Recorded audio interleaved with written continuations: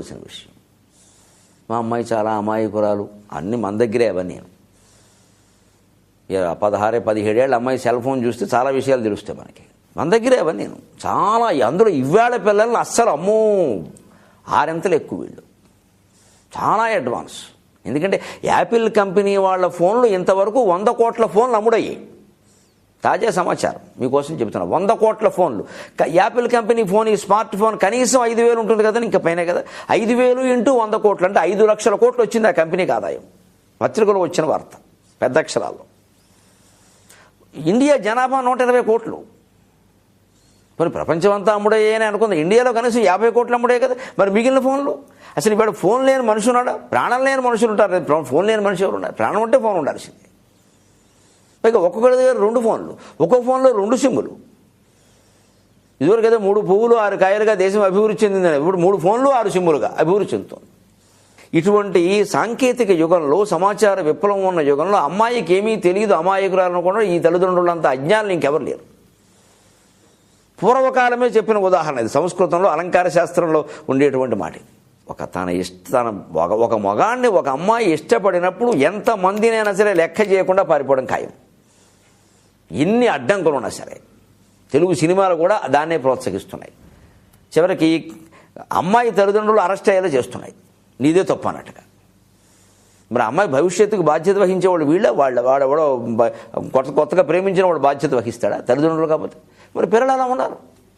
దానికి మన అలంకార శాస్త్రంలో చెప్పిన జాగ్రత్త, ఈ కామావేశం రాకుండా చూడండి. అది వచ్చిందంటే ఎవరు మీరు పట్టుకోలేరు. ఎందుకంటే అమ్మాయి పైగా చమత్కారం ఎలా చెబుతుందంటే, ఒక్కత్తి కొడుతున్నావు భయం ఏట్లేదా అంటే, ఒక్కత్తిని వెళ్ళడం ఏమిటి? ప్రాణప్రియం వసతి యత్ర మనఃప్రియోమే, ప్రాణాధికో వసతి యత్ర మనఃప్రియోమే. నా ప్రాణం కంటే ఎక్కువైన నా ప్రియుడి దగ్గరికి వెడుతున్నాడు. విడుతున్నావు బాగానే ఉందమ్మా, ఒక్కత్తి కొడుతున్నావు భయం. ఒక్కత్తిరా నీకు కనపడడం లేదా? నన్వస్తి పుంఖిత శరో మదన సఖాయక. బాణాలు ఎక్కువ పెట్టి మన్మథుడు నా వెనకాల నాకు తోడుగా వస్తున్నాడా? నీకు కనపడడం లేదా? దిమ్మ తిరిగిపోయింది జవాబు. మన్మథుడా? వాడేవాడు తోడుగా రావడం ఏమిటి? అది అంటే అమ్మాయి ఏ భావంలో ఉందంటే మన్మథ భావాలతో నిండిపోయింది, కామోద్రేకంతో. మనం దాన్ని ప్రేమ అనొద్దు. అర్ధరాత్రి పరిగెట్టాల్సిన అవసరం లేదు. ప్రేమించిన వాళ్ళు కామించిన వాళ్ళే పరిగెడతారు. అలా అలంకార శాస్త్రంలో కూడా అభిచారికల్ని పెద్ద ప్రేమికలుగా ఏం చెప్పలేదు. ప్రేమించిన వాళ్ళు పరిగెట్టరు, కామించిన వాళ్ళే పరిగెడతారు. ప్రేమించిన వాళ్ళు అనేక విషయాలు ఆలోచిస్తారు. వాళ్ళకి తల్లిదండ్రుల మీద కూడా ప్రేమ ఉంటుంది. అలా కాకుండా ఎవరో కొత్తగా వచ్చిన కుర్రాడి మీదో అమ్మాయి మీదో మన ప్రేమ, దాన్ని ప్రేమ అనొద్దు. అది కామం, అది ఆకర్షణ, అది పిచ్చి, అది మోజు, అది వ్యామోహం, క్రేజీనెస్ అంటారు ఇంగ్లీష్లో. అంతే వెళ్ళిపోవడం ఇంకా. అందుకని నా వెనకాల మన్మధుడు వస్తున్నాడు, నీకు కనపడలేదా? మన వెనకాల మన్మధుడు ఏమన్నా మనిషా? మనస్సును మతించే ఓ పిచ్చి కోరిక మన్మధుడు అని పేరు. అందుకే వాడికి శరీరం లేదన్నారు. వాడిని శివుడు దహించాడంటే అర్థం ఏమిటి? ఏ కంటితో దహించాడు ఆలోచించండి ఒకసారి. మన పురాణాలు ఎంత గొప్పగా అర్థమవుతుంది. 3వ కంటితో. 3వ కన్ను ఎక్కడుంది? ఎక్కడ? అది ఎలా ఉంది? నిలువుగా ఉంది. అదేమిటది? జ్ఞాననేత్రం. అంటే నీకు జ్ఞానం అనేది వస్తే కామాన్ని దహిస్తావు, ఈ కోరికలు దహించడం తేలిక. జ్ఞానం ఉంటే. జ్ఞానం లేకపోతే అజ్ఞానంలో పడతావు. అంతేగాని శివుడు ఇలా ఉండి కూర్చొని ఆ 3వ కన్ను తెరిచి జయ్యమని మంట వచ్చి శివుడు ఏమైనా ఎన్టీ రామారావా? ఆ మన్మధుడు ఏమైనా చంద్రమోహన? సినిమాల్లో అలాగే ఉండేది పూర్వం. చంద్రమోహన్ వేసేవాడు మన్మధుడి పాత్ర. ఏమిటది? అదంతా మనకు అర్థం కావడం కోసం కల్పించిన ఒక చిత్రం. అంతే. శివుడు మన్మధుడిని దహించారు. నీకు శివుడికి 3వ కంటికి ఉండే జ్ఞాననేత్రం తెరిచి చూస్తే నిన్ను దహించేటువంటి కామవాంఛను నువ్వే దహించగలుగుతావు. దాని సారాంశం ఇది. కృష్ణమూర్తి గారి పుస్తకం చదివితే అర్థమవుతుంది. నీకు కనిపించే కామం, అసూయ అన్నింటినీ ఎదురుగా పెట్టుకుని చూడు, ఎదురుగా పెట్టుకుని చూడు, అదేమిటో తెలుసుకో, వెంటనే పోతున్నట్టు. అదే దహనం, కామదహనం. అది విషయం. అందుకని మనస్సును మదించే అతనికి శరీరం లేదంటే అర్థం ఏంటి? మనస్సును మదించే కోరికకి శరీరం ఉంటుందా అండి? మనస్సుకు శరీరం ఉందా? కానీ రాత్రి కలగంటున్న మనస్సు అనేక శరీరాలు ధరిస్తోంది.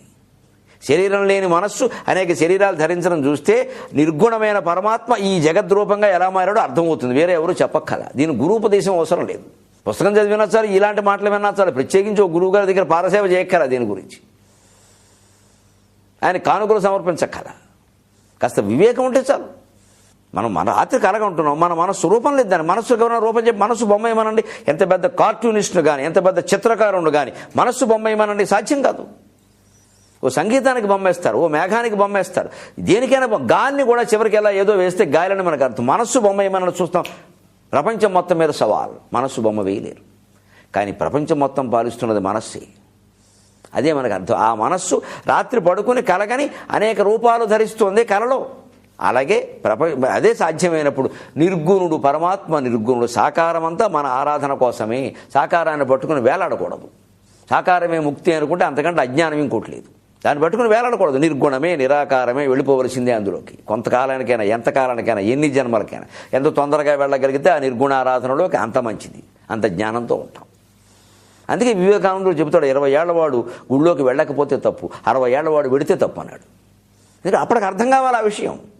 ఇంకా నేను ఊరికే ప్రదర్శనలు చేస్తాను, అదే వ్యాయామానికి మనకొస్తాయి, ఇంకంతకంటే ఏముండదు, ఊరుకో, గొప్ప చెప్పక. వ్యాయామానికి మనకొస్తే మార్నింగ్ వాక్, ఈ ప్రదక్షిణాలకు ఏముండదు ఇంకెక్కడ. ఇంకా అప్పటికి అర్థం కావాలి. పైగా గుళ్ళు ఆత్మ ప్రదక్షిణం అంటారు. బయట ప్రదక్షిణం చేశాక మీరు లోపలికి వెళ్ళండి, ఏం చెప్పి బాబు ఆత్మ ప్రదక్షిణ నమస్కారం సమర్పయామి, తమ చుట్టూ అంటే అర్థమేంటి, దేవుడు చెబుతున్నాడు, ఒరే నా చుట్టూ తిరిగావు చాలా, నువ్వు చుట్టూ తిరిగాని. అంటే బయట ఉన్నప్పుడు మనం ఆ బయట విషయాల చుట్టూ తిరుగుతాం కదా, లోపలికి రాగానే నీ చుట్టూ తిరగడం, ఆయన అంతర్ముఖుడు అవు, నీ చుట్టూ తిరుగు, నీకు విషయం అర్థమవుతుంది. ఎంతకాలం ఈ చుట్టూ తిరుగుతావు? ఇది అర్థం చేసుకోకపోతే దానికి మనం 3 చేయాలంటే 6 చేయాలంటే శివుడు గుళ్ళో 3, వినాయకుడు గుళ్ళో 6 అని లెక్కలెట్టం. ఇక్కడ శివుడు వేరు, వినాయకుడు వేరైనట్టు. అందుకని వివేకానందుడు చెబుతాడు, 60 ఏళ్ళు వచ్చాక ఇవన్నీ అర్థం కావాలని ఇంకా గూడలో కడుతున్నారని ఈ జన్మకి ఇంతే అంటారు వాళ్ళు. అదే పరమార్థం అనుకుంటే ఎలాగా? అసలు గుడి పక్కన నడిస్తే చాలు, గుడి వంక చూస్తే చాలు, గుడి నీడ మన మీద పడితే చాలు, మరి పడద్దని ఒకళ్ళు పడని ఒకళ్ళు రకరకాలు చెప్తారు. కేవలం గుడి నీడ పడుతోందనగా ఒక రాష్ట్రంలో అయితే మొత్తం దారి మార్చి పారేశారు, అదేదో వాస్తు శంక. ఇంక అజ్ఞానాన్ని పరాకాష్ట అది. గుడి నీడ పడడానికి శంకకి ఎక్కడా ఏమీ సంబంధం లేదు. ఉన్నవేమో నీళ్లు పడవా, ప్రమాదమా?